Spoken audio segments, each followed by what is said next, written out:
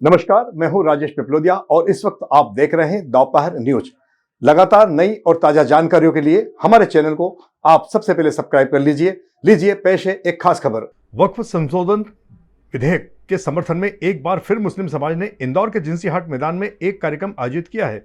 कार्यक्रम में मुस्लिम महिलाओं ने हाथों में तख्तियां लेकर मोदी सरकार के समर्थन में जमकर नारे लगाए और वक्फ बिल संशोधन विधेयक के लिए उन्हें धन्यवाद भी दिया।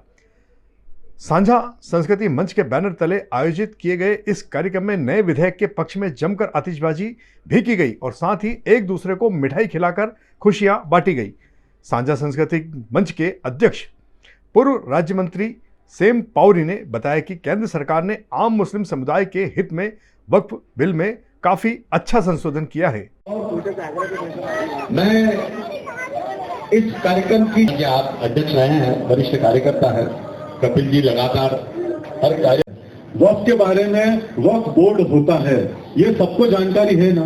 वक्फ बोर्ड होता है, अपन समझते हैं। आप हाथ ऊंचा कर दे जो समझते हैं। जिन को जानकारी है कि वक्फ बोर्ड होता क्या है। देखो, बोलने के लिए क्या है कि मुस्लिम समाज के हित की संस्था है। और आप बहनों यकीन मानना, मैं अल्पसंख्यक आयोग में था तो अल्पसंख्यक आयोग में भी बच्चों एक मिनट चुप रहना, बैठ जाओ सब, बच्चे बैठ जाओ। तो क्या कंप्लेंट बहुत आती थी, सारा जो कांग्रेस के समय, मैं कोई पार्टी पॉलिटिक्स का नाम नहीं लूंगा, पर वास्तव में जो मैंने अपने आंखों से देखा है वो मैं आपको समझाऊंगा। अच्छा, वक्फ में कितने लोगों की दुकानें हैं वक्फ बोर्ड में? कोई है? हाथ खड़ा करके बताए। देखिए, सभी मुस्लिम बहनें वहाँ पे उपस्थित थी, काफ़ी बड़ी संख्या में। उन्होंने कहा कि मोदी जी का हमको एक ही चीज़ अंतरात्मा से बहुत पसंद है कि सबका साथ, सबका विकास और सबका विश्वास।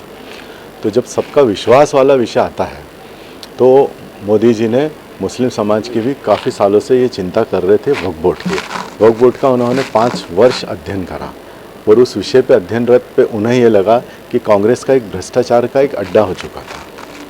इस कदर परेशानियां थी, इस कदर भ्रष्टाचार होते थे कि किसी भी कोई गरीब को कोई मकान नहीं मिलता था, किसी कोई गरीब मुस्लिम को जो है वो दुकान नहीं मिलती थी। इतने लाख करोड़ वक्फ की ज़मीन पूरे हिंदुस्तान में है।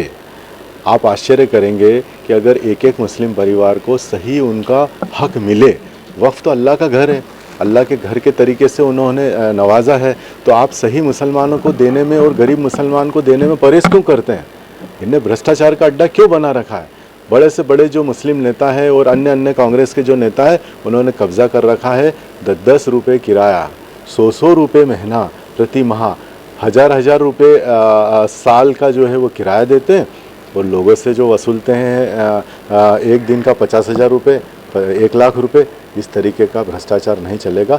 वक्फ कानून जो संशोधित बिल हुआ है, मुस्लिम समाज ने काफ़ी बड़ी संख्या में समर्थन करा है और ये एक पारदर्शिता है। आज एक डिजिटलाइजेशन हुआ है। आप देखिए, जब डिजिटलाइजेशन हुआ है तो आप कंप्यूटर पे इमीडिएट जो है वक्फ की प्रॉपर्टी देख सकते हैं। नगर पालिका, नगर निगम, पंचायत में से पूरे प्रदेश में जो चुनाव होगा उसमें से 2 वक्फ के जो है वो वहाँ पे प्रतिनिधित्व करेंगे। टोटल उनकी संख्या वक्फ का प्रतिनिधित्व करने वालों की लगभग मेरे अंदाज से 22 रहेगी। तो पूरी पारदर्शिता का ध्यान जो है माननीय मोदी जी ने रखा है। ये मुस्लिम समाज डरे नहीं। जो कट्टरपंथी लोग हैं वो कट्टरपंथी लोग हमेशा जो है भड़काने का काम करेंगे, क्योंकि भारतीय जनता पार्टी स्वाभाविक रूप से कितना भी अच्छा काम कर ले तो उनका जो नारा है वो हमेशा कट्टरपंथी जो है मुसलमान समाज में जाएंगे और वो गलत तरीके से ही उनको ट्रीटेड करेंगे और सिखाएंगे। तो मैं भी मुस्लिम समाज से अनुरोध करूंगा कि आप बिल्कुल चिंता मत करें। आपका चौकीदार नरेंद्र मोदी आपके साथ खड़ा हुआ है, ना खाने देगा, ना खाएगा, ना खाने देगा। देखिए, पश्चिम बंगाल की अगर बात करेंगे तो पूरा देश की एक एक जनता सब जानती है कि पश्चिम बंगाल में जो है बंगाल से जो आयात किए गए जो मुस्लिम समाज के लोग हैं वो सब बांग्लादेशी है। ममता बनर्जी आधार कार्ड बनवा देती है, उनको वोट बैंक की तरह यूज़ करती है और वोट बैंक, आप देखिए उनके कैंप की हालत देखिए, जहाँ इन लोगों ने बस्ती जो बना रखी ममता बनर्जी ने, किस तरीके की गरीबी है, किस तरीके की परेशानी है, ना रोटी है ना रोजी है। सिर्फ उन्हें जगह दे रखी है कि ठीक है आप ये जगह पे कब्जा करिए और वोट दीजिए। ये सबको मालूम है ये ममता बनर्जी का कालचक्र उन्हीं को ले डूबेगा और इनकी पार्टी आज नहीं तो कल समाप्त होगी। कुछ संगठन? देखिए, ये तो कानूनी प्रक्रिया है। कानूनी प्रक्रिया तो भारतीय संविधान का एक हिस्सा है और वो जो भी होगा वो सारे भारत के सामने, नागरिकों के सामने प्रस्तुतिकरण हो ही जाएगा।